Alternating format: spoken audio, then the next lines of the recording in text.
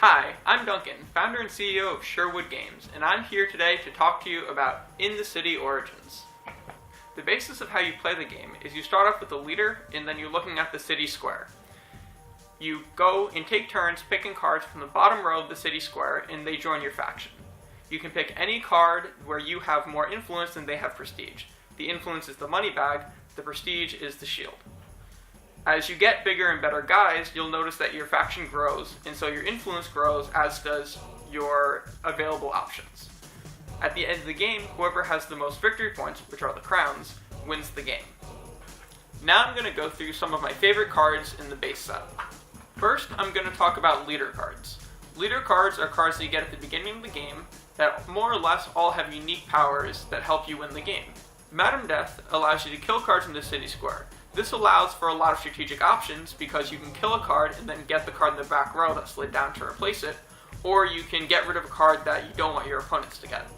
Captain Litany allows you to double the abilities of all the cards that you get throughout the game. This can be a very powerful card because with the right combination you can get a very strong setup. So when playing against this card, you have to be extra mindful of what abilities they have access to at any given time.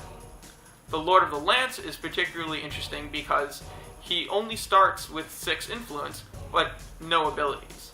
This gives him a good early game advantage, and if he can leverage it properly, he can be very well set up for the rest of the game. He's kind of like a fierce bottom-dwelling fish, because anytime something gets to the bottom row, usually he can take it. So players that have more manipulation than him can usually get around him and not worry so much. I think he always adds an interesting tension to the game, because you always have to think about what are you dropping to the bottom row and whether he can pick it up. Next, we're going to talk about the Tier 1 creatures. Halendar's Imposter lets you sacrifice it to get another creature worth 5 or less in the city square. This allows a lot of interesting options because it basically opens up the whole board for you to get before you actually recruit for your turn. So that if you need a card's ability, then you can get it, or if you need a nice little jump in influence, you can get it. The 4 Nomads are kind of a charge-up card. The way it works is every turn it gets a counter, which I use dice to represent. And then at some later point you sacrifice it to get a bonus for that turn equal to the number on the die. So you get to basically charge it until you really need it to get that big, really good guy.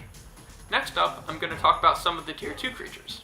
The Leeches of Society, you get it and you give it to your opponent, which gives them a minus on their influence and on their victory points. This is a really interesting card because it doesn't advance your own position, it only hurts your opponent. So if you're in first place, then it knocks the second place player down. If you're in second place, it knocks the first place player down. But if there are a couple of people all in a similar position, then giving it to one player knocks them down, but because you didn't advance, that third or fourth player can get the jump on you.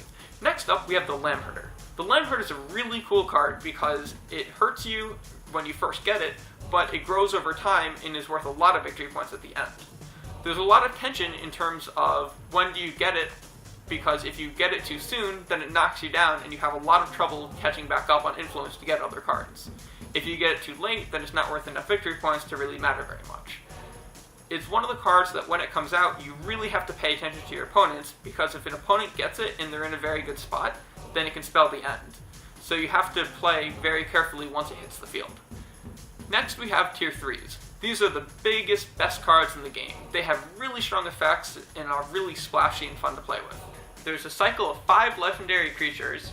I'm going to show you Fearsome Mob Boss and Biggs the Death Sergeant.